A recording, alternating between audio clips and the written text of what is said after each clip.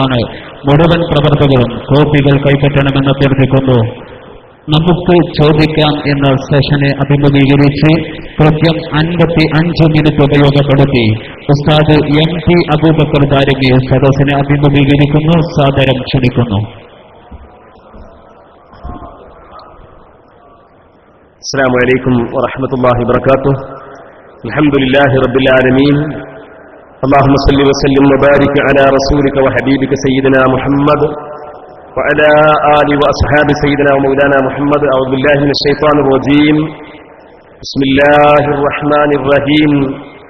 ادع إلى سبيل ربك بالحكمة والموعظة الحسنة وجادلهم بالتي هي أحسن. വേദിയിലെ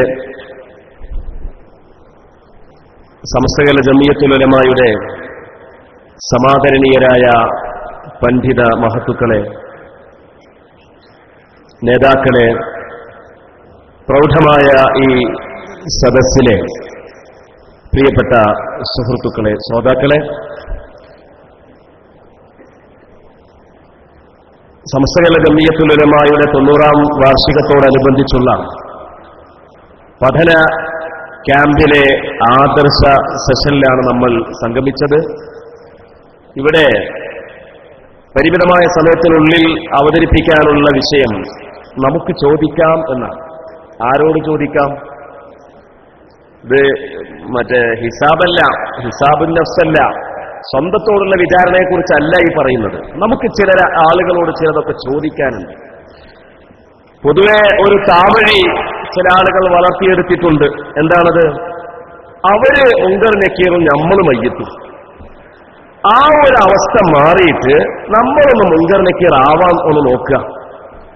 നമ്മളൊന്ന് മുങ്കർ നക്കീറും അവരൊന്ന് മയ്യത്തുമായി കഴിഞ്ഞാൽ മിണ്ടാൻ കഴിയൂല അവർക്ക്. അങ്ങനെയുള്ള ചില ചോദ്യങ്ങളുണ്ട്. ഖുർആൻ അതിലേക്ക് നമ്മളെ വിരൽ ചൂണ്ടിയിട്ടുണ്ട്. അല്ലാഹു സുബ്ഹാനഹു വ തആല സൂറത്തുൻ നഹ്ലിൽ പറഞ്ഞു, ഉദ്ഉ ഇലാ സബീലി റബ്ബിക ബിൽ ഹിക്മതി വൽ മൗഇദത്തിൽ ഹസന. ദഅവത്ത് ചെയ്യണം. ദഅവത്തിന് ഒരുപാട് മാർഗങ്ങളുണ്ട് എന്ന് നമ്മൾ നേരത്തെ കേട്ടല്ലോ. ഉദ്ഉ ഇലാ സബീലി റബ്ബിക ബിൽ ഹിക്മതി വൽ മൗഇദത്തിൽ ഹസന. ഹിക്മത്ത് കൊണ്ടും സദുപദേശം കൊണ്ടും അല്ലാഹുവിന്റെ മാർഗത്തിലേക്ക് ദഅവത്ത് ചെയ്യണം. ദഅവത്ത് മാത്രമല്ല നമ്മുടെ പണി. ദഅവത്തിന്റെ കൂടെ തന്നെ സംവാദാധിഷ്ഠിതമായ ഇടപെടലുകളും ആവശ്യം ആണ്. അതിന് പക്ഷേ ദഅവത്ത് ആയിക്കൊള്ളണമെന്നില്ല. ഒരുപക്ഷെ ദഅവത്തിന്റെ പ്രതിഫലനവും ദഅവത്തിന്റെ ഉപകാരവും അതുകൊണ്ട് ലഭിച്ചുകൊള്ളണം എന്നില്ല. ദഅവത്തും മുജാദലയും രണ്ടും രണ്ടായിട്ടാണ് വിശുദ്ധ ഖുർആൻ പറഞ്ഞത്. ഉദ്ഉ ഇലാ സബീലി റബ്ബിക ബിൽ ഹിക്മതി വൽ മൗഇദത്തിൽ ഹസന വജാദിൽഹും ബില്ലതി ഹിയ അഹ്സൻ. ഏറ്റവും മനോഹരമായ മാർഗത്തിലൂടെ സംവദിക്കണം. സംവാദം എന്നൊരു പരിപാടി ഉണ്ട്. അതൊരു പക്ഷേ ദഅവത്ത് ആയിക്കൊള്ളണമെന്നില്ല. ഒരുപക്ഷെ ഇനി ദഅവത്താണെങ്കിൽ തന്നെ ദഅവത്തിന്റെ ഉപകാരം അതിൽ ലഭിച്ചുകൊള്ളണം എന്നുമില്ല. ദഅവത്തൊന്നു വേറെ, സംവാദം വേറെ. അങ്ങനെയല്ലേ ആയത്ത് അർത്ഥം നമുക്ക് മനസ്സിലാകുന്നത്? അൽ വാവുലിൽ മുഹായറത്തി എന്നല്ലേ? വാവ് കൊണ്ട് അർത്ഥം ചെയ്യുമ്പോൾ അടിസ്ഥാനപരമായി മനസ്സിലാക്കേണ്ടത് അത് രണ്ടും രണ്ടാളും തന്നെയാണ്. മഹാനായ യൂസുഫ് നബി അലൈഹിസ്സലാം അവിടെ ജയിലിൽ കിടക്കുന്ന സന്ദർഭത്തിൽ അവിടുന്ന് ചോദിച്ച ചില ചോദ്യങ്ങളില്ലേ? സകല പ്രവാചകന്മാരുടെയും അവരുടെ ഇടപെടലുകളിൽ ഇങ്ങനെയുള്ള ചോദ്യങ്ങൾ ഉണ്ടായിട്ടുണ്ട്. നമുക്ക് ചോദിക്കാം. മഹാനായ യൂസുഫ് നബി അലൈഹി ഇസ്ലാമിന്റെ ചോദ്യം, അർബാബുൽ മുതഫർരിഖൂന ഖൈറുൻ അമില്ലാഹിൽ വാഹിദുൽ ഖഹാർ. അനേകായിരമായ ഭിന്ന ഭിന്നമായ റബ്ബുമാരാണോ വേണ്ടത്, അതോ ഖഹാറായ ഏകനായ ഏകാധിപതിയായ റബ്ബാണോ നമുക്ക് വേണ്ടത് എന്ന ചോദ്യത്തിന്റെ മുമ്പിൽ ആ ചോദ്യത്തിന്റെ മുമ്പിൽ പതറിപ്പോയ എതിർപക്ഷത്തിന് മറുപടിയില്ലാത്ത വിധം ഇസ്ലാമിന്റെ അജയ്യത എടുത്തു കാണിക്കാനും ഇതര പ്രസ്ഥാനങ്ങളുടെ അവരുടെ അപജയം വരച്ചു കാണിക്കാനും നമുക്ക് ഒരുപാട് ചോദ്യങ്ങൾ ചോദിക്കേണ്ടതുണ്ട്. നമ്മോട് ഇങ്ങോട്ടൊരു ചോദ്യം ചോദിക്കുമ്പോ ഒരു രണ്ട് ചോദ്യം അങ്ങോട്ട് തിരിച്ചു ചോദിക്കുക. ചോദ്യത്തിന് ഇങ്ങോട്ട് ചോദ്യം വരുമ്പോ ഉദാഹരണം പറയുകയാണെങ്കിൽ ഇസ്തിഗാസക്ക് ഖുർആനിൽ തെളിവുണ്ടോ, അല്ലെങ്കിൽ ഏതെങ്കിലും ഒരു പ്രവാചകൻ മരിച്ചുപോയ പ്രവാചകനോട് അല്ലെങ്കിൽ മരിച്ചുപോയ ആൾക്കാരോടാണെങ്കിലും സഹായം ചോദിച്ചിട്ടുണ്ടോ? സഹാബിമാർ ചെയ്തിട്ടുണ്ടോ? അല്ലെങ്കിൽ ഇബ്രാഹിം നബി ചെയ്തിട്ടുണ്ടോ? ഇബ്രാഹിം നബിയുടെ പ്രാർത്ഥന ഇങ്ങനെയല്ലേ? ഈസാ നബിയുടെ പ്രാർത്ഥന അങ്ങനെയല്ലേ? ഇദ്രീസ് നബിയുടേത് ഇങ്ങനെയല്ലേ? നൂഹ് നബിയുടേത് അങ്ങനെയല്ലേ? എന്ന് ഇങ്ങനെ ചോദിക്കുമ്പോ നമ്മൾ തിരിച്ച് അങ്ങോട്ട് ചില ചോദ്യങ്ങൾ ചോദിച്ചാൽ പിന്നെ ചോദിച്ചവൻ ഓടിയ വഴിയിൽ പുല്ല് മുളക്കില്ല. ആ രൂപത്തിലുള്ള ചില ചോദ്യങ്ങളുണ്ട്. ഉദാഹരണം പറയുകയാണെങ്കിൽ കഴിഞ്ഞ വർഷം റബീഉൽ അവ്വൽ സീസണിൽ ഒരു സ്ഥലത്ത് ഇങ്ങനെ പ്രസംഗിക്കാൻ വേണ്ടി പോകുമ്പോൾ പ്രസംഗത്തിനിടയിൽ ഒരു മുജാഹിദിന്റെ പ്രവർത്തകൻ എഴുന്നേറ്റിട്ട് ചോദിക്കുകയാണ്. എന്താ ചോദിച്ചത്? നിങ്ങൾ സുന്നികൾ പള്ളികളിൽ 2 ബാങ്ക് കൊടുക്കുന്നവരല്ലേ ജുമാക്ക്? അതെ, ഞങ്ങൾ 2 ബാങ്ക് കൊടുക്കുന്നവർ തന്നെയാണ്. എന്നാൽ ശാഫി ഇമാം പറഞ്ഞത് എന്താണ്? പള്ളികളിൽ 1 ബാങ്ക് കൊടുക്കൽ, അതാണ് എനിക്ക് ഏറ്റവും പ്രിയപ്പെട്ടത്. കാരണം അത് നബിയുടെ കാലത്ത് അങ്ങനെയായിരുന്നല്ലോ. അപ്പൊ നബിയുടെ കാലത്തുള്ളതാണ് എനിക്ക് ഏറ്റവും പ്രിയപ്പെട്ടത്. അപ്പൊ ശാഫി ഇമാമിന് പ്രിയപ്പെട്ടത് ഒറ്റ ബാങ്കല്ലേ, പിന്നെന്തിനാ നിങ്ങൾ 2 ബാങ്ക് കൊടുക്കുന്നത് എന്നാ ചോദ്യം. സംഗതി ശരിയാണ്. ശാഫി ഇമാം കിതാബിൽ മുമ്പിൽ പറഞ്ഞിട്ടുണ്ട്, നബിയുടെ കാലത്തുള്ള ഒറ്റ ബാങ്ക് അതാണ് എനിക്ക് ഏറ്റവും ഇഷ്ടം എന്ന് പറഞ്ഞിട്ടുണ്ട്. അപ്പൊ പിന്നെ അത് നമ്മളോട് ചോദിച്ചു വന്നതാ. അപ്പൊ ആ ചോദ്യത്തിന് എന്താ മറുപടി കൊടുക്കുക? ഞാൻ തിരിച്ചൊരു ചോദ്യം ചോദിച്ചു. ശരി, ഞാനും എനിക്കും അതന്നെയാണ് ഇഷ്ടം പറഞ്ഞു. ശാഫി ഇമാമിന്റെ അഭിപ്രായം തന്നെയാണ് എനിക്കും ഇഷ്ടം. കാരണം റസൂലുള്ളാഹിന്റെ കാലത്ത് രാവിലെ സുബ്ഹി നിസ്കരിക്കുമ്പോ തന്നെ അല്ലെങ്കിൽ 8 മണിയാകുമ്പോ തന്നെ പള്ളി ഫുള്ളാണ്. പിന്നെ ജുമാക്ക് ബാങ്ക് കൊടുത്താലും ഇല്ലെങ്കിലും രാവിലെ തന്നെ പള്ളി ജുമാക്ക് വന്നവരെ കൊണ്ട് നിറഞ്ഞു. ഇനി ഇവിടെ ജുമഅയുടെ സമയമായി എന്നറിയിക്കാനുള്ള ഒരു ബാങ്കും അതിനു പുറമെ ഖുതുബയുടെ സമയമായി എന്നറിയിക്കാനുമുള്ള ഒരു ബാങ്കും, ഇങ്ങനെ 2 ബാങ്കിന്റെ ആവശ്യം ഇല്ലായിരുന്നു. ഞാൻ ചോദിക്കട്ടെ, അദ്ദേഹത്തോട് ഞാൻ ചോദിച്ചു, എന്നോട് ചോദ്യം ചോദിച്ച ആളോട് ഞാൻ ചോദിച്ചു, നിങ്ങളുടെ നാട്ടിൽ രാവിലെ 8 മണിക്ക് തന്നെ നിങ്ങളുടെ നാട്ടിൽ ജുമഅ നിർബന്ധമായ മുഴുവൻ ആളുകളും ജുമഅക്ക് വരാൻ തയ്യാറുണ്ടോ?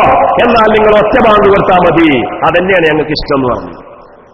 അതെന്ന് കേട്ടേക്കിന് പിന്നെ ആ കുട്ടിക്ക് പിന്നെ ഒന്നും ചോദിക്കാല്ല. അയാൾ പിന്നെ എങ്ങട്ടാ പോയതെന്ന് പിന്നെ നോക്കിയിട്ട് കണ്ടില്ല. തിരിച്ചുള്ള ചില ചോദ്യങ്ങൾ കൊണ്ട് നമുക്ക് ചിലത് നേടാനുണ്ട്. അതേപോലെ തന്നെ ഇവിടെ ജിന്നി വിവാദം ഉണ്ടായല്ലോ, ജിന്നി വിവാദം. ജിന്നിനോട് പ്രാർത്ഥിച്ച ശിർക്കാണോ? അല്ല എന്നൊരു കൂട്ടരും ആണ് എന്ന് വേറൊരു കൂട്ടരും തമ്മിൽ ഭയങ്കരമായ കേരളത്തിൽ വലിയ ചർച്ചകൾ നടക്കുന്ന സന്ദർഭത്തിൽ ഒരു ചെറിയൊരു ചോദ്യം നമ്മളെ ഭാഗത്തുനിന്ന് അവരിലേക്ക് ചെന്നു. അത് ഓൺലൈനിലൂടെയാണ് ചെന്നത്. എന്താണ് ചെന്നത് എന്നറിയോ? നിങ്ങൾ പറയുന്നത് എന്താണ്? നിങ്ങൾ പറയുന്നത് മരിച്ചവരെ വിളിച്ചാ കേൾക്കൂല, കേട്ടാ തന്നെ ഉത്തരം ചെയ്യൂല എന്നൊക്കെ അല്ലേ? അതിന് നിങ്ങൾ ഓതുന്ന ആയത്തേതാണ്? സൂറത്ത് ഫാത്തിറിന്റെ 14-ാമത്തെ ആയത്തല്ലേ?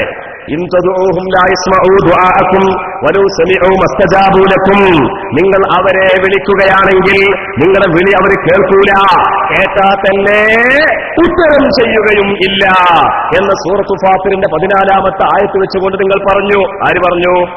ഇവിടുത്തെ വഹാബിയാളും മൗദൂദിയാളും തബ്ലീഗിന്റെ ആൾക്കാരൊക്കെ പറഞ്ഞു. എന്താ പറഞ്ഞത്? അപ്പോ അവർ കേൾക്കൂല, ഇസ്തിഗാസ ചെയ്താ കേൾക്കൂല, കേട്ടാ തന്നെ ഉത്തരം ചെയ്യൂല. ഇതിന് മരിച്ചുപോയ മഹാന്മാരും പെട്ടു, മലക്കുകളും ഉൾപ്പെട്ടു, അതുപോലെ ജിന്നുകളും പെട്ടു എന്ന് ഖുർത്തുബിയിൽ പറഞ്ഞിട്ടുണ്ട്. ഖുർത്തുബിയിൽ അങ്ങനെ പറഞ്ഞിട്ടില്ല. അങ്ങനെ പറഞ്ഞു എന്ന് തെളിയിക്കാൻ ഒരാൾക്കും തന്നെ സാധ്യമല്ല. അപ്പൊ നമ്മളെ ഭാഗത്തുനിന്നൊരു ചോദ്യം ചെന്നു. ആ ചോദിച്ച ആളാരാന്നൊന്നും നമ്മൾ പറയുന്നില്ല. ഒരു ചോദ്യം ചെന്നു. അങ്ങനെയാണെങ്കിൽ മലക്കുകൾ വിളിച്ചാ കേൾക്കൂല എന്നല്ലേ നിങ്ങൾ പറയുന്നത്?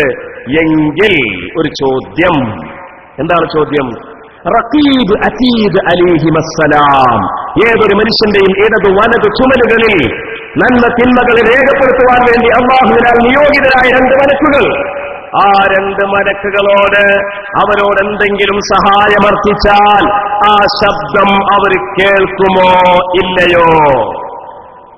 കേൾക്കും എന്ന് പറഞ്ഞാൽ കുടുങ്ങി. കാരണം സൂറത്ത് ഫാത്തിഹ 14 പൊട്ടും. കേൾക്കൂല എന്ന് പറഞ്ഞാലോ? എന്നാലും കുടുങ്ങും. കാരണം ഖുർആൻ വേറെ സ്ഥലത്ത് എന്താ പറഞ്ഞത്? മാ യൽഫിദു മിൻ ഖൗലിൻ ഇല്ലാ ലദൈഹി റഖീബുൻ അതീദ്, മനുഷ്യൻ എന്തു മൊഴിഞ്ഞാലും എന്ന ഖുർആന്റെ വചനം പൊളിയും.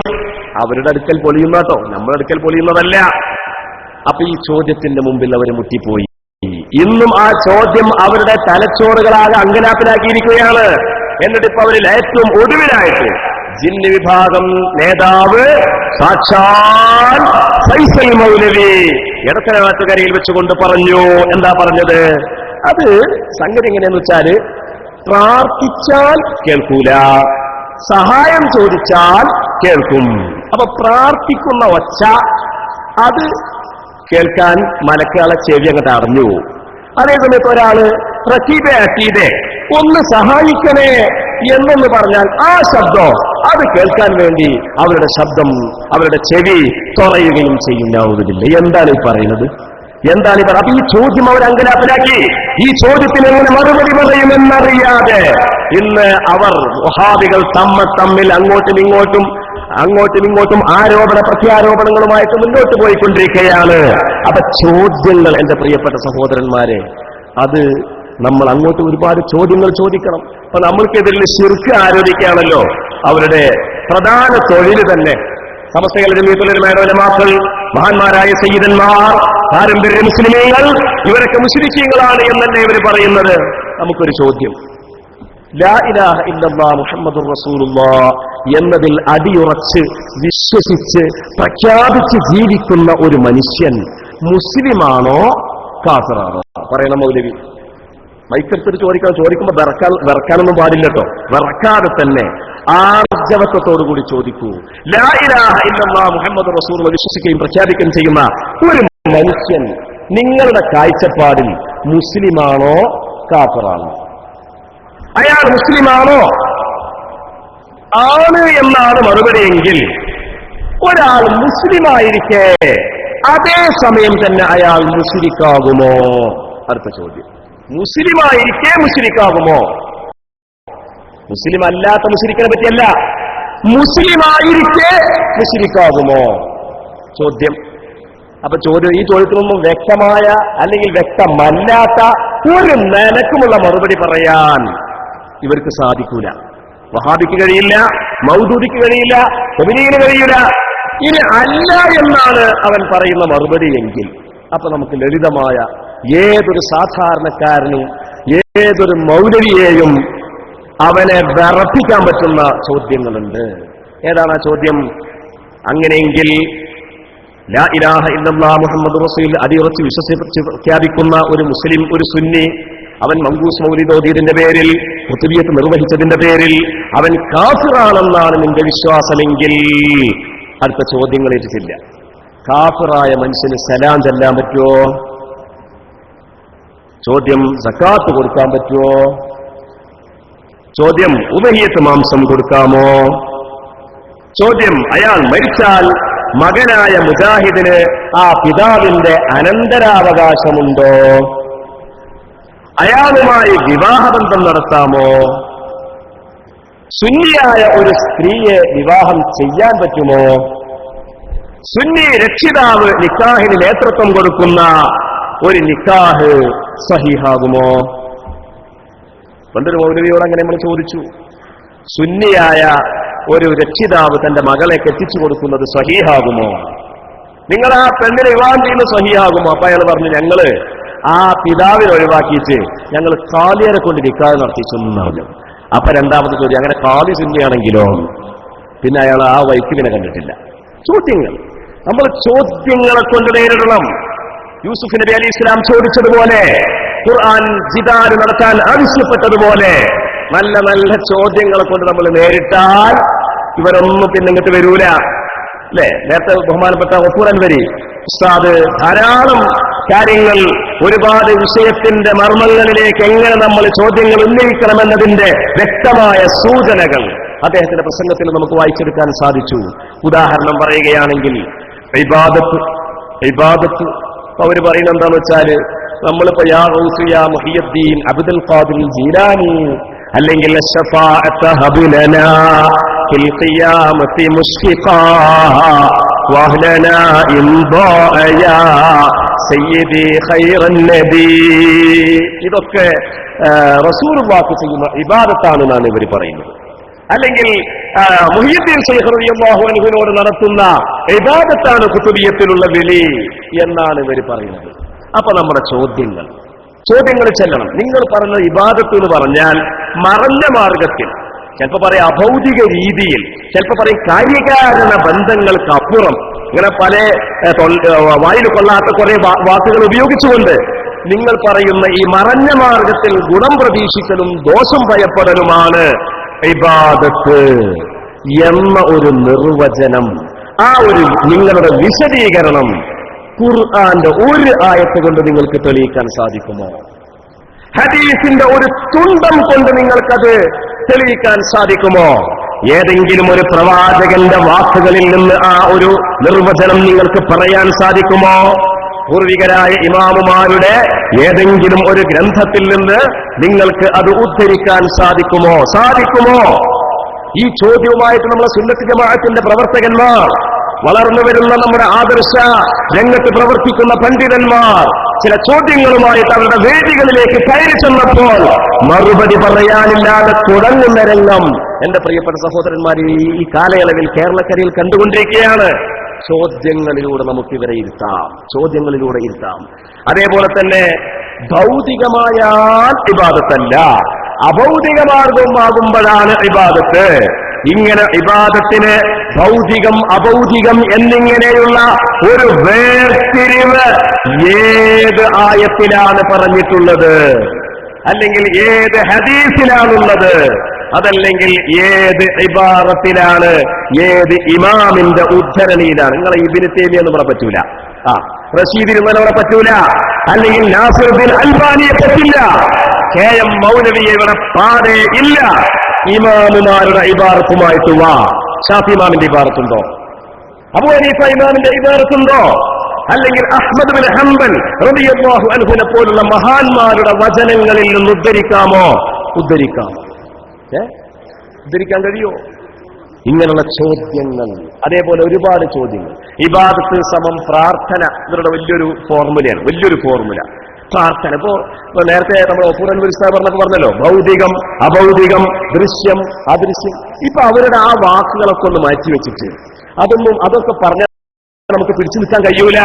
ഇവിടെ വളർന്നു വരുന്ന പുതിയ ജനറേഷൻ ഇക്കാര്യങ്ങളിൽ ഉത്ബുദ്ധരാണ് എന്ന് ബോധ്യമായപ്പോ അത്തരം വാക്കുകളുടെ സമുച്ചയങ്ങളൊക്കെ ഒന്ന് മാറ്റിവെച്ചിട്ട് ഇപ്പൊ പ്രാർത്ഥന എന്നാ പറയുന്നത്. പ്രാർത്ഥന, അല്ലാഹുവിനോട് മാത്രം പ്രാർത്ഥന. അപ്പൊ മുഹീദ്ദീൻ ശൈഖിനോടുള്ള പ്രാർത്ഥന, ഇങ്ങനെ പ്രാർത്ഥന കടന്നു കളിക്കുകയാണ്.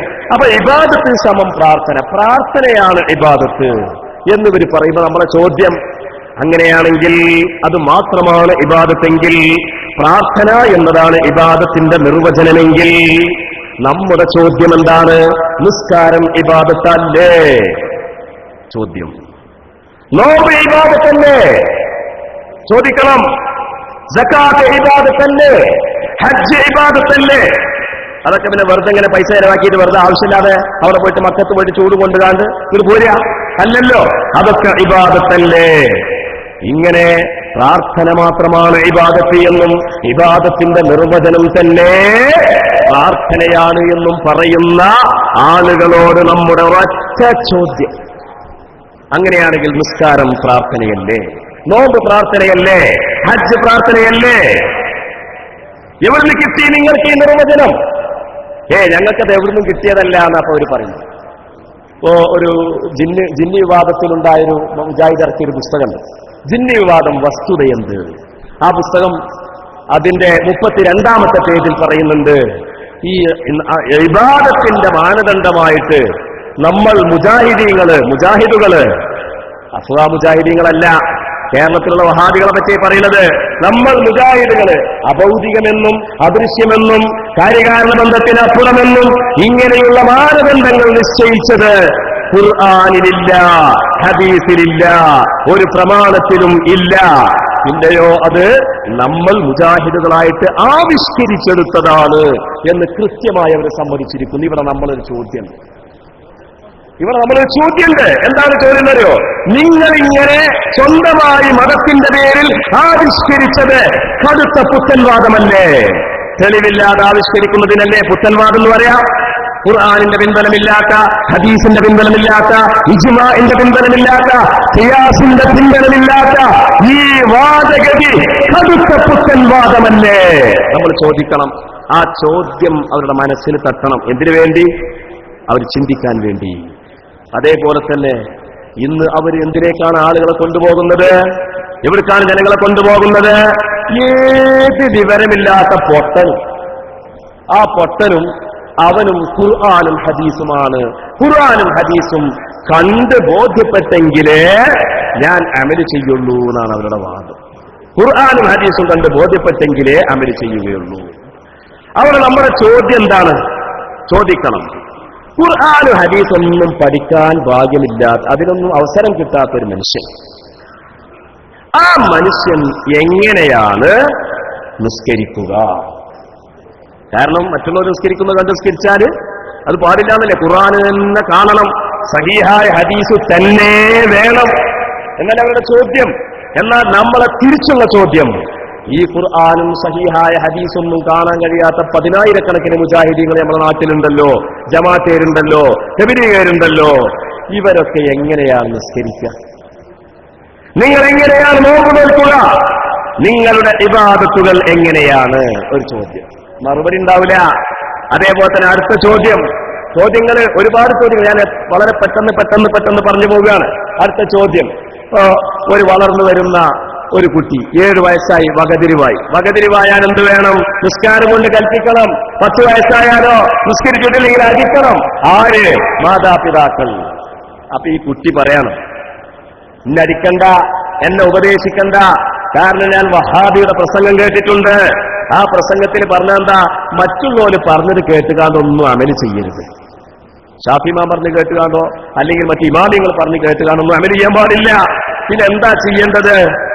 നമ്മൾ ഖുർആനും ഹദീസും നോക്കിയിട്ട് തെളിവുണ്ടെങ്കിൽ മാത്രം ചെയ്താൽ മതി എന്നാണ്. അതുകൊണ്ട് ഞാനൊരു 10-20 കൊല്ലം ഖുർആനും ഹദീസൊക്കെ ഒന്ന് പഠിച്ചിട്ട് പിന്നെ ഞാൻ നിസ്കരിക്കാം എന്ന് ഒരു കുട്ടി ഈ മാതാപിതാക്കളോട് മറുപടി പറഞ്ഞാൽ നിങ്ങൾ എന്ത് അവനോട് പറയും? അടുത്ത ചോദ്യത എന്താണ്? നിങ്ങൾ എന്ന് പറഞ്ഞാൽ ഈ പറഞ്ഞ മദ്ഹബ് വിരോധികളായ, മദ്ഹബിനെ നിഷേധിക്കുന്ന ശാഫിഈ മദ്ഹബിനെയും ഹനഫി മദ്ഹബിനെയും ഹംബലി മദ്ഹബിനെയും മാലിക്കി മദ്ഹബിനെയും, ഈ 4 മദ്ഹബുകൾ പൂർവകാല ഇമാമിങ്ങളെല്ലാം അണിനിരന്ന ഈ 4 മദ്ഹബുകളെയും തള്ളിപ്പറഞ്ഞുകൊണ്ട് തങ്ങൾ സ്വയം ഖുർആനും ഹദീസും മനസ്സിലാക്കിയല്ലാതെ ഞങ്ങൾ അമല് ചെയ്യുകയില്ലെന്ന് പറയുന്നവരോടുള്ള ചോദ്യം, അങ്ങനെയാണെങ്കിൽ ഇതേ വാദം ഒരു വകതിരിവുള്ള കുട്ടി നിങ്ങളോട് പറഞ്ഞാൽ, നിങ്ങളുടെ മക്കൾ മാതാപിതാക്കളായ നിങ്ങളോട് പറഞ്ഞാൽ നിങ്ങൾ എന്തു ചെയ്യും? അവൻ ഖുർആനും ഹദീസും അപ്പൊ പഠിപ്പിച്ചു കൊടുത്താൽ മനസ്സിലാവോ? ഇല്ല. ഇനി പെട്ടെന്നൊറ്റ ദിവസം കൊണ്ട് അത് തീർക്കാൻ കഴിയോ? ഇല്ല. പിന്നെ അവന് ബുദ്ധിയൊക്കെ ഉറച്ച് അതൊക്കെ പഠിച്ച് 10-20 വയസ്സാകുമ്പോഴത്തേക്ക് എത്ര കാലം കഴിയും? അങ്ങനെ ഒരു നിയമം ഇസ്ലാമിൽ ഉണ്ടോ? ഇല്ല. എന്റെ പ്രിയപ്പെട്ട സഹോദരന്മാരെ, അതൊരു ചോദ്യമാണ്, അവരുടെ ചങ്കിൽ തറക്കുന്ന ചോദ്യമാണ്. ആ ചോദ്യത്തിന് മറുപടി ഉണ്ടാവൂല. ഇനിയുമുണ്ട് ഒരുപാട് ചോദ്യങ്ങൾ, ഒരുപാട് ചോദ്യങ്ങളുണ്ട്. ഞാൻ ഏതാനും ചില ചോദ്യങ്ങൾ മാത്രം നിങ്ങളെ ശ്രദ്ധയിൽപ്പെടുത്തട്ടെ. ഇപ്പോ ഇതിപ്പോ ജുമാദുൽ ഊലയിലാണല്ലോ നമ്മുടെ സമ്മേളനം നടന്നുകൊണ്ടിരിക്കുന്നത്. കഴിഞ്ഞ മാസം മഹാന്മാരുടെ മാസമായ റബീഉൽ ആഖിർ മാസമായിരുന്നു. അതിനു മുമ്പുള്ള മാസം അല്ലാഹുവിന്റെ റസൂലിന്റെ മാസമായ റബീഉൽ അവ്വൽ മാസമായിരുന്നു. റബീഉൽ അവ്വൽ മാസത്തിൽ നമ്മുടെ നാട്ടിലുടനീളം നബിദിനാഘോഷം ഇസ്ലാമികമോ എന്ന ചോദ്യത്തിൽ ഇവരിങ്ങട്ട് കേരളം മുഴുവൻ ഇറങ്ങിയിരിക്കുന്നു, അല്ലേ? കേരളം മുഴുവൻ ഇറങ്ങിയിരിക്കുന്നു. അവരുടെ വാദം എന്താണ്? നബിദിനാഘോഷത്തെക്കുറിച്ച് ഇന്നത്തെ മുജാഹിദുകളുടെ അടിസ്ഥാനവാദം എന്താണ്? നബിദിനാഘോഷം ശിർക്കാണ് എന്നാണ്. നബിദിനാഘോഷം തന്നെ ശിർക്കാണ് എന്നാണ്. ഉമർ മൗലവി എന്ന് പറയുന്ന കേരളത്തിലുള്ള മുജാഹിദ് വിഭാഗത്തിന്റെ ആചാര്യനും അപ്പോസ്തലനുമായിരുന്ന സാക്ഷാൽ ഉമർ മൗലവിയുടെ ഓർമ്മയുടെ തീരത്തെന്ന പുസ്തകത്തിന്റെ 57-ാമത്തെ പേജിലും അദ്ദേഹത്തിന്റെ തന്നെ ലാ ഇലാഹ ഇല്ലല്ലാഹയുടെ അർത്ഥം എന്ന പുസ്തകത്തിന്റെ 10-ാമത്തെ പേജിലും അതുപോലെ തന്നെ 2008 മാർച്ച് ലക്കത്തിൽ ഇറങ്ങിയ അൽ ഇസ്ലാഹി എന്ന് പറയുന്ന മുജാഹിദ് വിഭാഗത്തിന്റെ മാസികയുടെ 34-ാമത്തെ പേജിലും എന്താ അവർ എഴുതി വെച്ചത്? നബിദിനാഘോഷത്തിന്റെ ഭാഗമായി ചൊല്ലപ്പെടുന്ന മങ്കൂസ് പോലുള്ള മൗലിദുകളിൽ ആ മൗലിദുകളൊന്നും തന്നെ അവിടെ ചൊല്ലപ്പെടുന്നില്ല എന്ന് വെച്ചാൽ തന്നെയും നബിദിനാഘോഷം ശിർക്കാണ്. പിന്നെ ശിർക്ക് മാത്രമല്ല ബിദ്അത്തും കൂടിയാണ്. നമ്മളെ സ്റ്റേജിലേക്കൊരു ഒരു ഒരു ഇഴജന്തു ഇങ്ങനെ വരുന്നുണ്ട്. അപ്പോ അതെന്താന്ന് ചോദിച്ചു. അപ്പൊ ഞാൻ പറയാണ്, പേടിക്കാനൊന്നുമില്ല, അത് മൂർഖം പാമ്പ് മാത്രമല്ല, നമ്മൾ പേടിക്കണം, അത് മൂർഖം പാമ്പ് മാത്രമല്ല, അത് നൂർക്കൂടിയും കൂടിയാണ് എന്ന് പറഞ്ഞാൽ ആ മറുപടിക്ക് എന്തുമാത്രം പൊട്ടത്തരാണത്. എന്നതുപോലെ ശിർക്ക് മാത്രമല്ല ബിദ്അത്തും കൂടിയാണ് എന്നാണ് ഇവർ പറഞ്ഞുകൊണ്ടിരിക്കുന്നത്. കാരണം എന്താണ്? നബിദിനാഘോഷത്തിൽ അല്ലാഹുവിന്റെ റസൂലിന്റെ പൊരുത്തം ആഗ്രഹിക്കുന്നുണ്ട്. റസൂലിന്റെ പൊരുത്തം ആഗ്രഹിക്കുന്നത് ശിർക്കാണ് എന്നാണ് മുജാഹിദുകൾ. ഉമർ മൗലവി എഴുതി വെച്ചത് അതാണ്, മാസികകളിൽ എഴുതി വെച്ചത് അതാണ്. നബിയുടെ പൊരുത്തം ആഗ്രഹിക്കുന്നത് ശിർക്കാണോ? നമ്മുടെ ചോദ്യത. നബിയുടെ പൊരുത്തം ആഗ്രഹിക്കുന്നത് ശിർക്കാണോ? ആണ് എന്നവര് പറയുകയാണെങ്കിൽ അപ്പ സൂറത്ത് തൗബ മറിച്ചണം, ഖുർആൻ മറിച്ച. എന്നിട്ട് പറയുക, സൂറത്ത് തൗബയിൽ അല്ലാഹു തആല പറഞ്ഞില്ലേ, വല്ലാഹു വറസൂലുഹു അഹഖു അൻ യുർദൂഹു, അല്ലാഹുവും അവന്റെ റസൂലും അഹഖു അൻ യുർദൂഹു, പൊരുത്തം സമ്പാദിക്കപ്പെടാൻ ഏറ്റവും അവകാശപ്പെട്ടവരാണ്. അപ്പൊ അല്ലാഹുവിന്റെ പൊരുത്തവും നമ്മൾ സമ്പാദിക്കണം, അവന്റെ റസൂലിന്റെ പൊരുത്തവും നമ്മൾ സമ്പാദിക്കണം എന്ന് സൂറത്ത് തൗബയുടെ 62-ാമത്തെ പേജിൽ പറഞ്ഞത് ശിർക്കാണോ? നമ്മളെ ചോദ്യം. മറുപടി ഉണ്ടാവില്ല. അടുത്ത ചോദ്യം, നബി സല്ലല്ലാഹു അലൈഹി വസല്ലം തങ്ങൾ നമ്മെ പഠിപ്പിക്കുന്നു, സഹീഹായ ഹദീസാണ്, ഇമാം തുർമുദി റിപ്പോർട്ട് ചെയ്തതാണ്, ഇബ്നു ഹിബ്ബാനും ഇമാം ഹാക്കിമും സഹീഹാണെന്ന് പ്രഖ്യാപിച്ചതുമായ ഹദീസ്, റിവല്ലാഹി ഫീ റിവൽ വാലിദൈനി, അല്ലാഹുവിന്റെ പൊരുത്തം കിട്ടണമെന്നുണ്ടെങ്കിൽ മാതാപിതാക്കളുടെ പൊരുത്തം ലഭിക്കേണ്ടതാണ്. ഷഫീഉനാ മുഹമ്മദുർ റസൂലുള്ളാഹി സല്ലല്ലാഹു അലൈഹി വസല്ലം. അപ്പൊ അള്ളാഹുവിന്റെ പൊരുത്തം കിട്ടാൻ വേണ്ടി, അള്ളാഹുവിന്റെ പൊരുത്തത്തിന് വേണ്ടി മാതാപിതാക്കളുടെ പൊരുത്തവും അവരുടെ തൃപ്തിയും ആഗ്രഹിക്കണം. ആ ആഗ്രഹിക്കുന്നത് ശിർക്കാണോ? ആണെങ്കിൽ അള്ളാഹുവിന്റെ റസൂല് പഠിപ്പിച്ചത് ശിർക്കാണോ? ചോദ്യം. മറുപടി ഉണ്ടാവില്ല. അടുത്ത നമ്മുടെ ചോദ്യം എന്താണ്? മഹാനായ മുആദ് ബിൻ ജബൽ റളിയല്ലാഹു അൻഹുവിനെ അല്ലാഹുവിന്റെ റസൂൽ യമനിലേക്ക് ഗവർണറായിട്ട് അയച്ചപ്പോൾ, ഖാദിയായി നിയോഗിച്ചപ്പോൾ നബി സല്ലല്ലാഹു അലൈഹി വസല്ലം തങ്ങൾ ചോദിക്കുകയാണ്, നീ എങ്ങനെയാണ് അവിടെ പോയിട്ട് ജഡ്ജ്മെന്റ് നടത്തുക? ഞാൻ ഖുർആൻ നോക്കിക്കൊണ്ട് വിധി നടത്തും.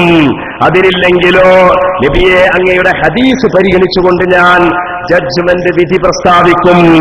അതിലും നീ മതവിധി കണ്ടില്ലെങ്കിലോ അജ്തഹിദു ബിറഅയി വലാ ആലു യാ റസൂലല്ലാഹ്, അല്ലാഹുവിന്റെ റസൂലേ, ഞാൻ ഇജ്തിഹാദ് ചെയ്തുകൊണ്ട് അവരുടെ പ്രശ്നങ്ങളുടെ മതവിധി ഞാൻ അവർക്ക് പറഞ്ഞു കൊടുക്കും എന്ന് നബി സല്ലല്ലാഹു അലൈഹി വസല്ലം തങ്ങളോട് പറഞ്ഞപ്പോ, ഫദറബ റസൂലുള്ളാഹി സല്ലല്ലാഹു അലൈഹി വസല്ലം ബിയദിഹി ഫീ സദ്രി, മുആദ് ബിൻ ജബൽ റളിയല്ലാഹു അൻഹു പറയാണ്, റസൂലുള്ളാഹിന്റെ കൈ കൊണ്ട് എന്റെ നെഞ്ചത്ത് അടിച്ചുകൊണ്ട് പറഞ്ഞു.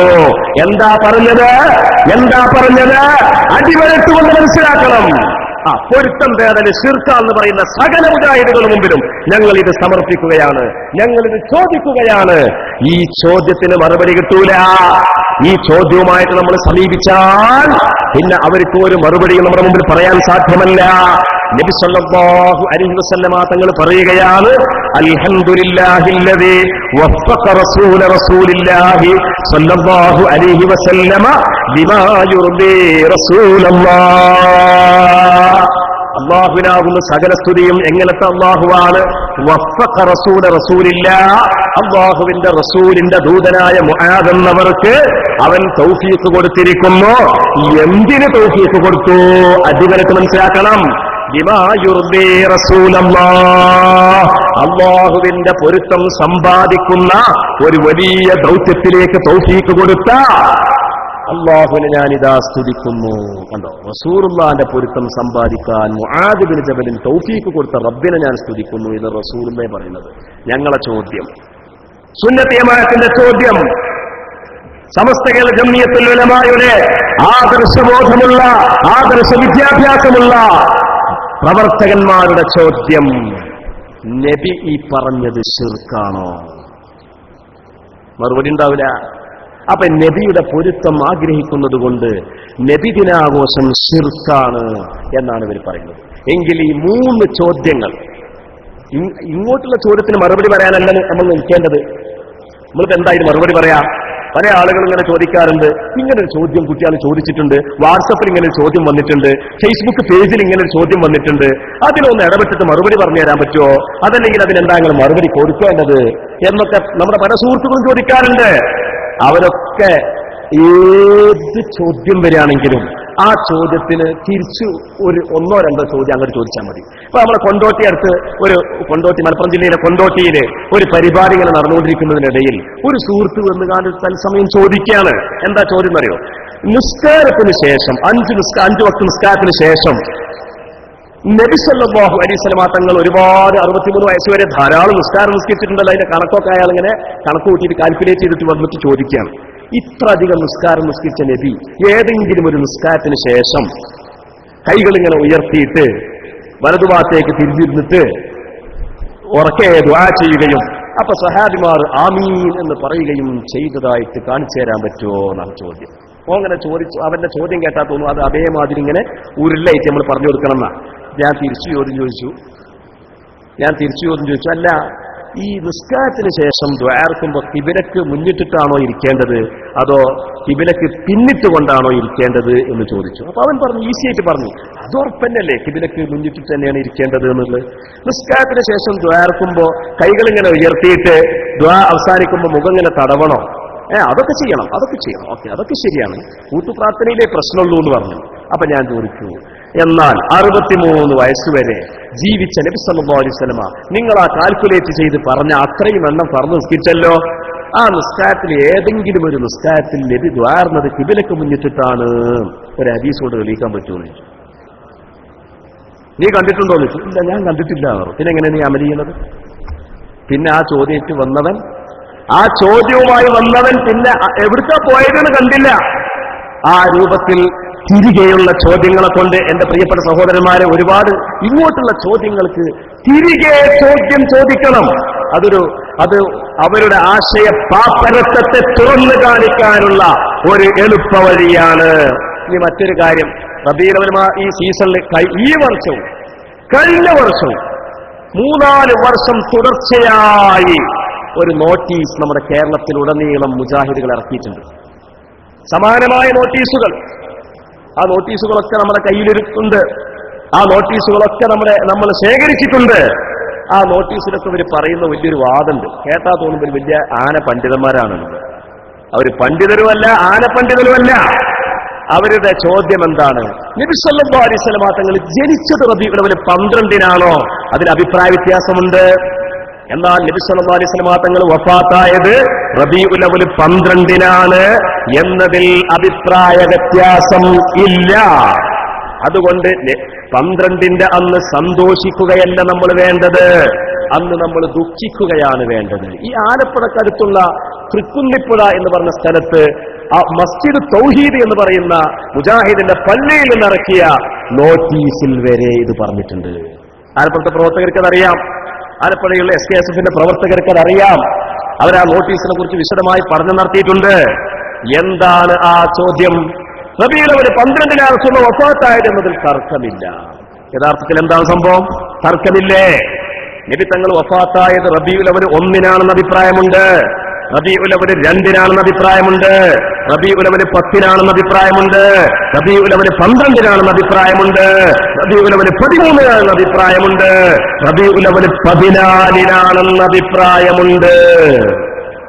അതോ അപ്പൊ ഇവര് നിങ്ങൾ പറഞ്ഞത് ശരിയാണോ? അടുത്തൊരു സംവാദത്തിൽ ഞങ്ങൾ ചോദിച്ചു, നിങ്ങൾ ഈ പറഞ്ഞത് ശരിയാണോ? അപ്പൊ അതിനയാളെ മറുപടി എന്താണ്? മൗലവിന്റെ മറുപടി, അത് അടുത്തല്ല ഞങ്ങൾ തിരുത്തിക്കോളാം എന്നാ മറുപടി. അടുത്തൊല്ലം തിരുത്തിക്കോളാം. അടുത്തൊല്ലം തിരുത്തിയാൽ മതിയോ? 5-6 കൊല്ലമായിട്ട് എല്ലാ വർഷവും നിങ്ങൾ കേരളത്തിലുള്ള മുഴുവൻ വീടുകളിലേക്കും കൊടുക്കുവാൻ വേണ്ടി തയ്യാറാക്കുന്ന സർവ്വ നോട്ടീസുകളിൽ ഈ പച്ച നുണ എഴുതി വിടുകയല്ലേ? നിങ്ങൾ അടുത്തൊല്ലം തിരുത്തിക്കോളാന്ന് പറഞ്ഞാൽ മതിയോ? അടുത്ത കൊല്ലം തിരുത്തുമ്പോഴത്തേക്ക് നിങ്ങൾ എത്ര ആളുകളെ പഠിപ്പിച്ചിട്ടുണ്ടാകും? നമ്മുടെ ചോദ്യത്തിന് മുമ്പിൽ മറുപടി പറയാനില്ലാതെ തളർന്നുപോയ മൗലവിമാർ പറഞ്ഞ മറുപടിയാണ്, ഞങ്ങൾ അടുത്ത കൊല്ലം തിരുത്തിക്കോളാം. അങ്ങനെ എന്റെ പ്രിയപ്പെട്ട സഹോദരന്മാര്, വലിയ ചോദ്യങ്ങൾ ഇങ്ങോട്ടിങ്ങനെ ചോദിക്കുന്നത് കേട്ടാ തോന്നും ആ ചോദ്യങ്ങൾക്കൊക്കെ വലിയ പ്രസക്തി ഉണ്ട് എന്നുള്ളത്. പക്ഷേ ഒരു പ്രസക്തിയുമില്ല. ഏതാനും ചില ചോദ്യങ്ങൾ മാത്രം ഞാൻ നിങ്ങളുടെ ശ്രദ്ധയിൽപ്പെടുത്താം. ഏതാണ് ആ ചോദ്യങ്ങൾ? ഇവിടെ വലിയൊരു ചോദ്യമുണ്ട്. ഫാത്തിഹാ സൂറത്തുണ്ടല്ലോ. ഫാത്തിഹാ സൂറത്തിലെ ഇയ്യാക നഅ്ബുദു വ ഇയ്യാക നസ്തഈൻ എന്ന കഴിഞ്ഞ ആയത്തിന് അടുത്ത ദുആ എന്താണ്? ഇഹ്ദിനസ് സിറാത്തുൽ മുസ്തഖീം. മുസ്തഖീമായ സിറാത്തിലേക്ക് ഞങ്ങളെ ഹിദായത്താക്കണേ അല്ലാഹ്. ഇതല്ലേ ഹിദായത്താക്കണേ. ഇങ്ങനെ ഹിദായത്താക്കണേ എന്നുള്ള അത് മുഹ്യിദ്ദീൻ ശൈഖിനോട് ചോദിക്കാൻ പറ്റുമോ? ചോദ്യം, അവരുടെ ചോദ്യം മനസ്സിലായോ? ഹിദായത്താക്കണേ എന്നുള്ള ആ ചോദ്യം മുഹ്യിദ്ദീൻ ശൈഖിനോട് ചോദിക്കാൻ പറ്റുമോ? അതിന് നമ്മളെ മറുപടി എന്താണ്? ഹിദായത്തിനെ സൃഷ്ടിക്കണേ എന്നാണ് അർത്ഥമെങ്കിൽ, അതാണ് ഉദ്ദേശ്യമെങ്കിൽ മുഹ്യിദ്ദീൻ ശൈഖിനോടെന്നല്ല, ലോകത്ത് ഒരാളോടും ചോദിക്കാൻ പറ്റൂല അല്ലാഹു അല്ലാതെ. എന്നാൽ ഹിദായത്തിന്റെ സബബാവണേ, ഹിദായത്തിന്റെ കാരണമാവണേ എന്ന അർത്ഥത്തിലാണെങ്കിൽ അത് മുഹ്യിദ്ദീൻ ശൈഖിനോട് ചോദിക്കാം, അത് ശിർക്കല്ല. അത് റസൂലുള്ളാഹിനോട് ചോദിക്കാം, അത് ശിർക്കല്ല. അത് മഹാന്മാരോട് ചോദിക്കാം, അത് ഉസ്താദുമാരോട് ചോദിക്കാം, അത് ശിർക്കല്ല. എന്തുകൊണ്ടല്ല? അത് ശിർക്കാണ് എന്നാണ് നിങ്ങളുടെ വാദമെങ്കിൽ അല്ലാഹു തആല ശിർക്ക് പഠിപ്പിച്ചു എന്ന് വരും. സൂറത്തു സ്വാദിന്റെ 22-ാമത്തെ ആയത്തിൽ അല്ലാഹു തആല ദാവൂദ് നബി അലൈഹിസ്സലാമിനെ സമീപിച്ച ഒരു പറ്റം ആളുകൾ ദാവൂദ് നബി അലൈഹിസ്സലാമിനോട് ഹിദായത്ത് ചോദിക്കുന്നതിനെ കുറിച്ച് പറയുന്നത് എന്താ? അവർ ഒന്നുകൊണ്ട് ദാവൂദ് നബിയോട് പറയുകയാണ്, വഹ്ദിനാ ഇലാ സവാഇസ് സിറാത്ത്, മുസ്തഖീമായ മാർഗത്തിലേക്ക് ഞങ്ങളെ ഹിദായത്താക്കണേ ദാവൂദ് നബിയെ. നമ്മുടെ ചോദ്യം ഇത് ശിർക്കാണോ? നമ്മുടെ ചോദ്യം, ഈ ദാവൂദ് നബി അലൈഹി ഇസ്ലാമിനോട് ഹിദായത്ത് ചോദിച്ചത് ശിർക്കാണോ? തീർന്നില്ല. മഹാനായ ഇബ്രാഹിം നബി അലൈഹി ഇസ്ലാം അവിടുത്തെ പിതാവിനോട് പറഞ്ഞത് എന്താണ്? ഫത്തബിഇനി, താങ്കൾ എന്നെ പിൻപറ്റണം, എന്നാൽ അഹ്ദിക, ഞാൻ താങ്കളെ ഹിദായത്താക്കും. എവിടേക്ക് ഹിദായത്താക്കും? സിറാത്തൻ സവിയ്യാ, മുസ്തഖീമായ മാർഗത്തിലേക്ക് ഹിദായത്താക്കും. സൂറത്ത് മറിയമിന്റെ 43-ാമത്തെ ആയത്തിൽ പറഞ്ഞു അല്ലേ? ആ ആയത്തിൽ പറഞ്ഞത് ശിർക്കാണോ? നമ്മളെ ചോദ്യം. അതേപോലെയുള്ള ചോദ്യങ്ങളുണ്ട്. അടുത്തൊരു ചോദ്യം ഏതാണ്? ഇവർ പറയും അല്ലാഹു അല്ലാത്തവരോട് ഇസ്തിആദത്ത് ചെയ്യാൻ പാടില്ല, അത് ശിർക്കാണെന്ന് ഇവർ പറയും. ഇസ്തിആദത്ത് എന്ന് പറഞ്ഞാൽ കാവലിനെ സൃഷ്ടിക്കുക എന്ന അർത്ഥത്തിൽ അല്ലാഹുവിനോട് മാത്രമേ ചോദിക്കാൻ പറ്റുള്ളൂ. അല്ലാഹുവിന്റെ കാവലിന് മഹാന്മാർ കാരണമാവുക എന്ന അർത്ഥത്തിൽ മഹാന്മാരോട് അത് ചോദിക്കാമോ? ഖുർആൻ പറയാണ്, ഖുൽ അഊദു ബിറബ്ബിൽ ഫലഖ്, റബ്ബിനോട് കാവൽ ചോദിക്കൂ എന്ന് നീ പറയുക. എന്നാൽ നബി സല്ലല്ലാഹു അലൈഹി വസല്ലമ തങ്ങളുടെ ഒരു സ്വഹാബി നബിയെ കണ്ടപ്പോൾ ഒരു സ്വഹാബി പറയാ, ആരാണ്? അബൂ മസ്ഊദുൽ ബദരി എന്ന ബദരീങ്ങളിൽപ്പെട്ട ഒരു സ്വഹാബി തന്റെ അടിമയെ അടിക്കുമ്പോൾ ഫജഅല യദ്രിബുഹു, ആ സ്വഹാബി ആ അടിമ ഇങ്ങനെ പറയാ, അഊദു ബില്ലാഹ്. ആ സമയത്ത് ആ അബൂ മസ്ഊദ് അടി നിർത്തിയില്ല. ഫഖാല അഊദു ബിറസൂലില്ലാഹ്, ഞാൻ അല്ലാഹുവിന്റെ റസൂലിനെ കൊണ്ട് കാവൽ ചോദിക്കുന്നു എന്ന് പറഞ്ഞപ്പോ അടിയൻ നിർത്തിയില്ല. ഇവിടെ വലിയൊരു സംശയം തീർന്നു. മുജാഹിദീകളൊക്കെ നമ്മളോട് ചോദിക്കാറുണ്ട്, എന്താണെന്നറിയോ, നിങ്ങൾക്ക് നിസ്കരിച്ചുമ്പോ വലിയ പേടിയൊന്നും കാണില്ലല്ലോ, മമ്പുറത്ത് ചെല്ലുമ്പോ ഭയങ്കര പേടിയാണല്ലോ, അപ്പൊ നിങ്ങൾക്ക് അള്ളാഹിനെക്കാട്ടിലും വലുതാണ് മമ്പുറന്തങ്ങൾ എന്നല്ലേ? അല്ല, അള്ളാഹിനെക്കാളും വലുതാണ് മമ്പുറന്തങ്ങൾ എന്നല്ല ഇതിന്റെ അർത്ഥം. അങ്ങനെയാണെങ്കിൽ ഈ ഹദീസില് ഈ സ്വഹാബി അഊദു ബില്ലാഹ് എന്ന് പറഞ്ഞപ്പോ അബൂ മസ്ഊദുൽ ബദരി അടി നിർത്തിയില്ല. പക്ഷെ അഊദു ബി റസൂലില്ലാഹ് എന്ന് പറഞ്ഞപ്പോ എന്തായി? അടി നിർത്തി. അതിനകത്ത് അള്ളാഹിനെക്കാളും വലുതാണ് റസൂലുള്ളാഹ്. എന്താണ് ഈ പറയുന്നത്? അതേപോലെ റസൂലുള്ളാഹ് ഒരു യുദ്ധം കയ്യിൽ മടങ്ങി വരുന്ന സമയത്ത് ഒരു സ്വഹാബി വനിത വന്നുകൊണ്ട് പറയാണ്, നബിയെ, ഇന്നി നദർതു അൻ അദ്രിബ ദുഫ അലൈക യാ റസൂലല്ലാഹ്, അങ്ങ് വിജയിച്ചു വരികയാണെങ്കിൽ ഞാൻ അങ്ങയുടെ മുമ്പിൽ വെച്ചുകൊണ്ട് ദഫ് മുട്ടാൻ വേണ്ടി നേർച്ചയാക്കിയിട്ടുണ്ട് നബിയെ. വഅതഗന്ന, പാട്ടുപാടാനും നേർച്ചയാക്കിയിട്ടുണ്ട്. ആ സമയത്ത് റസൂൽ പറഞ്ഞു, ഔഫി ബി നദിരിക്കി, അങ്ങനെ നേർച്ചയാക്കിയിട്ടുണ്ടെങ്കിൽ അത് മുട്ടിക്കോ, ദഫ് മുട്ടിക്കോ, പാട്ടും പാടിക്കോ എന്ന് പറഞ്ഞു. അങ്ങനെ ആ പെണ്ണ് റസൂലുള്ളാഹിന്റെ മുന്നിൽ വന്നുകൊണ്ട് നല്ല ദഫ് മുട്ടാണ്, നല്ല പാട്ടും പാടാണ്. അപ്പോഴാണ് റസൂലുള്ളാഹിന്റെ മുന്നിലാണ്. അപ്പൊ സിദ്ദീഖുൽ അക്ബർ റളിയല്ലാഹു അൻഹു വന്നു. ആ പെണ്ണ് പാട്ടുപാടി. ഉസ്മാൻ ഇബ്നു അഫ്ഫാൻ തങ്ങളും വന്നു, അപ്പോഴും പാട്ട് തുടർന്നു. അപ്പോഴാണ് പെട്ടെന്ന് ഉമർ ഇബ്നുൽ ഖത്താബ് റളിയല്ലാഹു അൻഹു വരുന്നത്. അതിൽ ആ പെണ്ണുകൾ പേടിച്ചു എന്നാണ് പറഞ്ഞത്. ആ സ്ത്രീ ഭയപ്പെടുകയും എന്തു ചെയ്തു, തന്റെ ദഫ് അത് ചന്തിയുടെ അടിയിൽ വെച്ചുകൊണ്ട് അവിടെ ഇരുന്നു പോയി. അപ്പൊ എന്താ അതിന്റെ അർത്ഥം? റസൂലുള്ളാഹിനെക്കാളും വലിയ ആളാ ഉമർ ഇബ്നുൽ ഖത്താബ് എന്നാ? ആണോ? അല്ല, അത് അതിന്റേതായ ചില കാരണങ്ങളുണ്ട്. അതൊരിക്കലും റസൂലുള്ളാഹിനെക്കാളും വലിയ ആളാണ് ഉമർ ഇബ്നുൽ ഖത്താബ് എന്ന് വിചാരിച്ചു എന്നല്ല അതിന്റെ അർത്ഥം. എന്നതുപോലെ അള്ളാഹിനെക്കാളും വലിയ ആളാണ് മമ്പർ തങ്ങള് എന്നിവർ ആരും പറയുന്നില്ല. ഇനിയും നിങ്ങൾ നോക്കൂ സഹോദരന്മാരെ, യഹ്ദിന ഹിദായത്ത് തരണേ എന്നുള്ള ആ ഒരു സ്പെല്ലിംഗ് കൊണ്ട് ശിർക്കാകും എന്നാണെങ്കിൽ അല്ലെ, ആ ഒരു വാക്കുപയോഗിച്ചാൽ ശിർക്കാകും, വാക്കുപയോഗിച്ചാൽ ശിർക്കാകും എന്നാണ് നിങ്ങൾ പറയുന്നതെങ്കിൽ അടുത്ത ചോദ്യം എന്താ? ഇമാം മുസ്ലിം റിപ്പോർട്ട് ചെയ്ത ഹദീസിലില്ലേ, അല്ലാഹുമ്മ തഹിർനി മിനദ് ദുനൂബി വൽ ഖതായാ, അല്ലാഹുവേ തെറ്റുകളിൽ നിന്നും പാപങ്ങളിൽ നിന്നും എന്നെ ശുദ്ധീകരിക്കണമേ. ഇത് അല്ലാഹുവിനോടുള്ള ദുആയാണ്. അതേ സ്പെല്ലിങ്ങും അതേ വാക്കും ഉപയോഗിച്ചുകൊണ്ട് സ്വഹാബിമാർ റസൂലുള്ളാഹിനോട് പറയാണ്. ഉദാഹരണത്തിന് മാഇസ് റളിയല്ലാഹു അൻഹു റസൂലുള്ളാഹിന്റെ അടുക്കൽ വന്നുകൊണ്ട് പറയാണ്, യാ റസൂലല്ലാഹ് തഹിർനി, അല്ലാഹുവിന്റെ റസൂലേ എന്നെ ശുദ്ധീകരിക്കണേ. അത് ശിർക്ക? വാമിദിയ വംശത്തിൽപ്പെട്ട അസ്ദ് ഖബീലയിൽപ്പെട്ട ഒരു സഹാബി സ്ത്രീ വന്നുകൊണ്ട് റസൂലുള്ളാഹിനോട്, വ്യഭിചാരം നടത്തിയ സ്ത്രീ വന്നുകൊണ്ട് പറയുകയാണ്, യാ റസൂലല്ലാഹ് തഹിർനി, അല്ലാഹുവിന്റെ റസൂലേ എന്നെ ശുദ്ധീകരിക്കണേ. അത് ശിർക്ക? അല്ലാഹുവിനോട് നടത്തുന്ന ആ ഖുർആനിലും ഹദീസിലും വന്ന ദുആകളിൽ ഉപയോഗിക്കപ്പെട്ട അതേ വാക്കുകൾ മഹാന്മാരോടോ റസൂലിനോടോ നടത്തുന്നത് ശിർക്കാണെങ്കിൽ ഇത് ശിർക്കാണോ? ചോദ്യം. ആ ചോദ്യത്തിന് മറുപടിയില്ല. പിന്നെ അവരുടെ വേറൊരു ഇതെന്താന്ന് വെച്ചാൽ, മങ്കൂസ് മൗലിദ് അല്ലാത്ത നമ്മുടെ ഷറഫുലന മൗലൂദില് വലിയൊരു തകരാറുണ്ട്. അത്ര എന്താ തകരാറ്? അബ്ദൂക്കൽ മിസ്കീനു യർജു ഫദ്ലകൽ ജമ്മൽ ഗഫീറു. ബാക്കി എന്താണ്? ഫീക ഖാദ് അഹ്സൻതു ലന്നി യാ ബശീറു യാ നദീറു യാ നബി അലൈക്കും യാ റസൂൽ സലാം അലൈക്കും യാ ഹബീബ് സലാം അലൈക്കും സ്വലവാത്തുല്ലാഹി അലൈക്കും. ഇവിടെ അബ്ദുക്കൽ മിസ്കീൻ, നബിയെ അങ്ങയുടെ സാധുവായ അടിമ, അതോടുകൂടി ശിർക്കായി, മുശ്രിക്കായി. എന്നാൽ തിരിച്ചൊരു ചോദ്യം, അങ്ങനെയാണെങ്കിൽ ഞങ്ങൾ മുശ്രിക്കാനിന് മുമ്പായിട്ട് ഇസ്ലാമിന്റെ രണ്ടാം ഖലീഫയായ മഹാനായ ഉമർ ഇബ്നുൽ ഖത്താബ് റളിയല്ലാഹു അൻഹു, നഊദു ബില്ലാഹ്, വാക്ക് നമുക്ക് ഉപയോഗിക്കാൻ പറ്റൂല, എങ്കിലും ചോദ്യത്തിന് വേണ്ടി ചോദിക്കട്ടെ, ഉമർ ഇബ്നുൽ ഖത്താബ് തങ്ങൾ മുശ്രിക്കാണോ? നമ്മളെ ചോദ്യത. കാരണം ഉമർ ഇബ്നുൽ ഖത്താബ് തങ്ങൾ ഭരണം ഏറ്റെടുത്തപ്പോൾ അവിടുന്ന് നടത്തിയ ഏറ്റവും പ്രസിദ്ധമായ ഒരു പ്രസംഗമുണ്ട്. ആ പ്രസംഗത്തിൽ അവിടുന്ന് പറഞ്ഞു, എന്താ പറയുന്നത്? വദാലിക അന്നീ കുന്തു മഅ റസൂലില്ലാഹ്, ഞാൻ റസൂലുള്ളാഹിന്റെ കൂടെയായിരുന്നു. വകുന്തു അബ്ദഹു വഖാദിമഹു, എഴുതി വെക്കണം. വകുന്തു, ഞാനായിരുന്നു, അബ്ദഹു, റസൂലുള്ളാഹിന്റെ അബ്ദ്, അടിമയായിരുന്നു. വഖാദിമഹു, നബിയുടെ ഒരു ഖാദിമും ആയിരുന്നു ഞാൻ.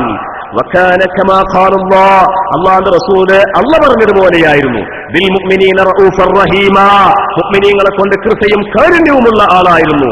ഫലം അസൽ മഅ റസൂലില്ലാഹി സ്വല്ലല്ലാഹു അലൈഹി വസല്ലം അലാ ദാലിക, ഞാൻ നബിയോടൊപ്പം നബിയുടെ അടിമയും ഖാദിമുമായിട്ടായിരുന്നു റസൂലുള്ളാഹിന്റെ വഫാത്ത് വരെ ഉണ്ടായിരുന്നത്. ഹത്താ തവഫാഹുല്ലാഹ്, അല്ലാഹു റസൂലിനെ വഫാത്താക്കുന്നത് വരെ. വഹുവ ഗൈറു റാദ് വഹുവ അന്നീ റാദിൻ, നബി വഫാത്തായപ്പോൾ റസൂലുള്ളാഹിക്ക് എന്നോട് വല്ലാത്ത തൃപ്തിയായിരുന്നു.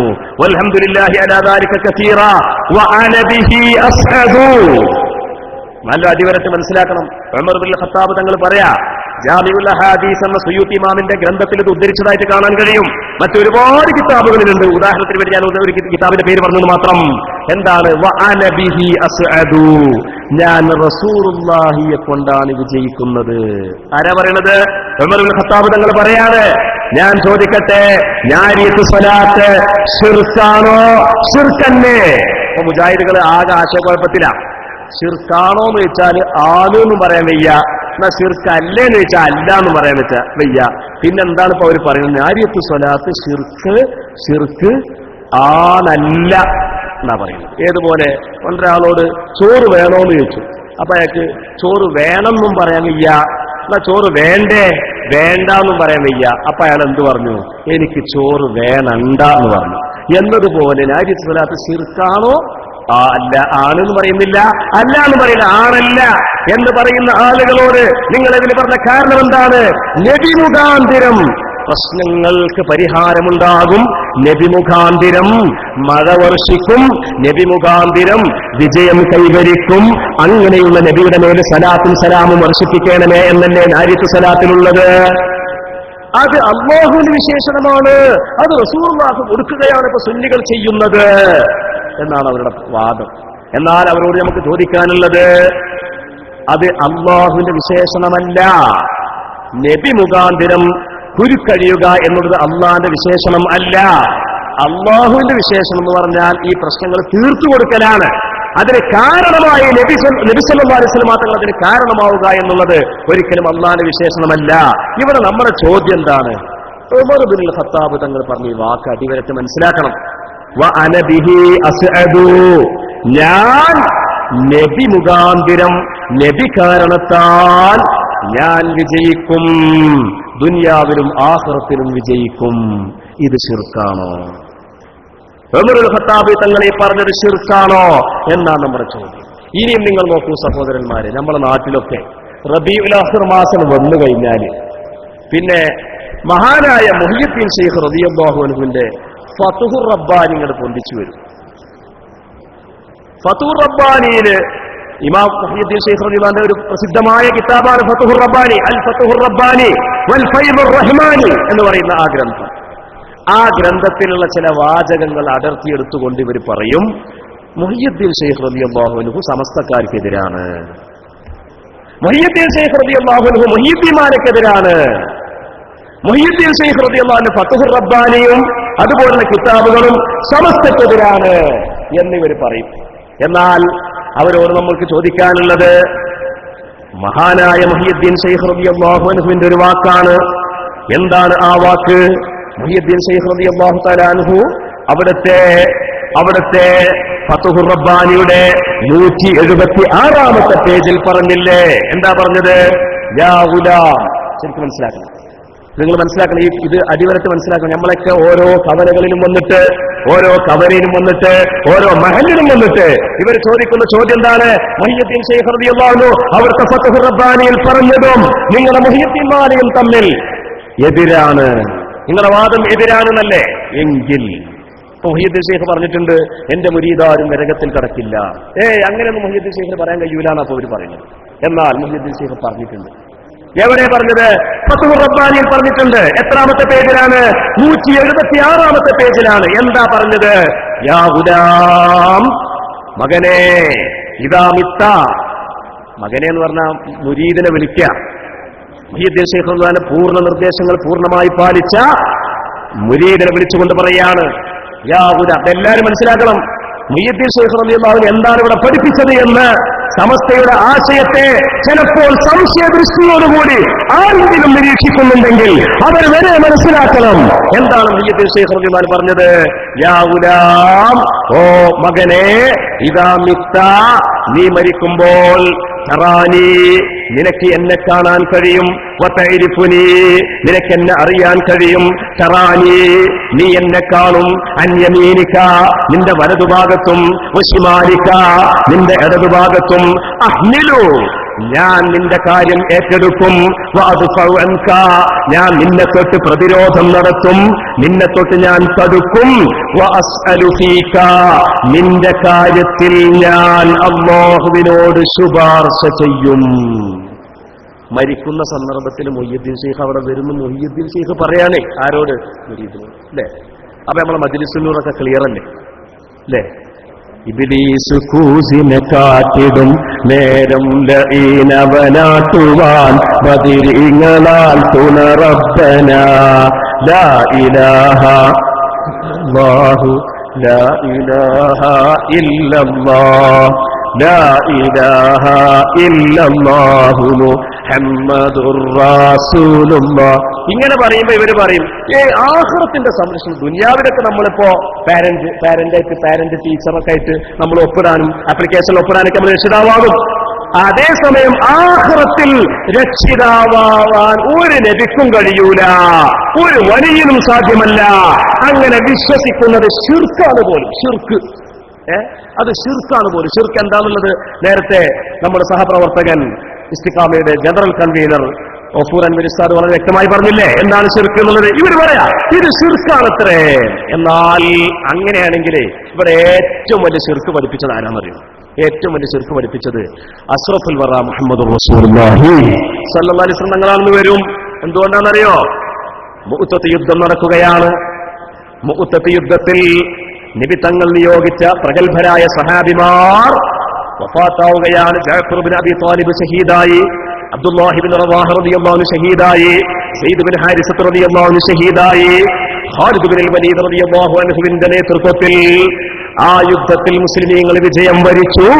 3 ദിവസം കഴിഞ്ഞപ്പോൾ നബിയുടെ പിതൃവ്യ സഹോദരനായ നബിയുടെ പിതൃവ്യ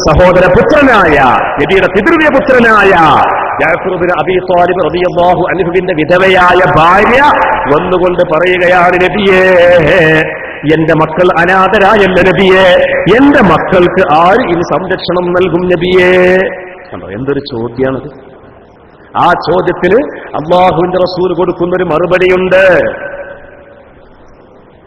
പ്രവാചകന്മാരുടെ പവറിൽ സംശയിക്കുന്ന വഹാബികളോ അവരോട് താല്പര്യം പുലർത്തുന്ന ആളുകളോ ഇതൊന്ന് മനസ്സിലാക്കണം. നിങ്ങളിതൊന്നും കണ്ടിട്ടില്ല. നിങ്ങൾ ആ ഫാത്തിഹ സൂറത്തിലുള്ള ഇയ്യാക നസ്തഈൻ മാത്രമേ കണ്ടിട്ടുള്ളൂ. അതിനപ്പുറം അൽ ബഖറ സൂറത്തുണ്ട്, ആലി ഇമ്രാനുണ്ട്, ഖുൽ അഊദു ബിറബ്ബിൽ ഫലഖുണ്ട്, ഖുൽ അഊദു ബിറബ്ബിൻ നാസ് ഉണ്ട്. ഇതൊന്നും നോക്കൂല. ഒരു ഇയ്യാക നഅ്ബുദു വ ഇയ്യാക നസ്തഈൻ ഇത് മാത്രം പഠിച്ചു വന്നിക്കുക. എന്നാൽ അല്ലാഹുവിന്റെ റസൂൽ എന്താ പറഞ്ഞത്? ഒരു അടിവരണം. ഈ ഹദീസ് ഇത് വാറോലി എന്ന് പറഞ്ഞ അർത്ഥമൊന്നും വേണ്ട. ഇത് വാറോലി അല്ല, തെങ്ങോലി അല്ല, കൗങ്ങിൻഡോലി അല്ല. ഇത് വളരെ പ്രബലമായ ഹദീസാണ്. എന്താ പറഞ്ഞറിയോ? അല്ലാഹുവിന്റെ റസൂൽ പറയാണ്,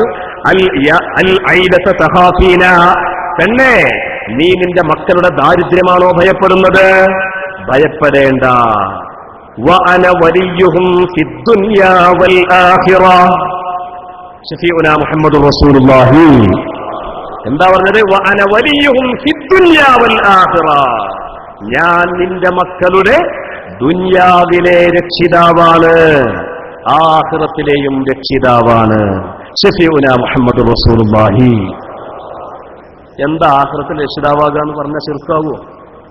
അങ്ങനെ ശഫാഅത്തിലൂടെ ആളുകളെ രക്ഷപ്പെടുത്തുവാനുള്ള ഒരു പവർ നബിമാർക്ക് അല്ലാഹ് കൊടുത്തിട്ടുണ്ടെങ്കിൽ, ഔലിയാകൾക്ക് റബ്ബ് കൊടുത്തിട്ടുണ്ടെങ്കിൽ നിങ്ങൾ എന്തിനത് ചോദ്യം ചെയ്യണം? നമ്മുടെ ചോദ്യം അതാണ്. ഞാൻ നിർത്തുകയാണ്. അബൂ ത്വാലിബ് മരിക്കുമ്പോ റസൂൽ ലാ ഇലാഹ ഇല്ലല്ലാഹ് ചൊല്ലി കൊടുത്തു, ചൊല്ലിയില്ല. അതിനെപ്പറ്റി റസൂൽ പറയാ, വലൗലാ അന, ഞാനില്ലായിരുന്നുവെങ്കിൽ അബൂ ത്വാലിബ് നരകത്തിന്റെ ഏറ്റവും താഴെ തട്ടിലാകുമായിരുന്നു. ഞാനുണ്ടായത് കൊണ്ടാണ് അബൂ ത്വാലിബിന് നരകശിക്ഷയിൽ ഇളവ് ലഭിച്ചത് എന്ന് ശഫീഉനാ മുഹമ്മദുർ റസൂലുള്ളാഹി സഹീഹുൽ ബുഖാരിയിൽ കാണാം. അപ്പൊ അബൂ ത്വാലിബിന് പോലും നരകത്തിൽ നിന്ന് ഇളവ് ലഭിക്കാൻ റസൂലുള്ളാഹ് രക്ഷകനായിട്ടുണ്ടെങ്കിൽ നമ്മളെ ചോദ്യം എന്താണെന്നറിയോ?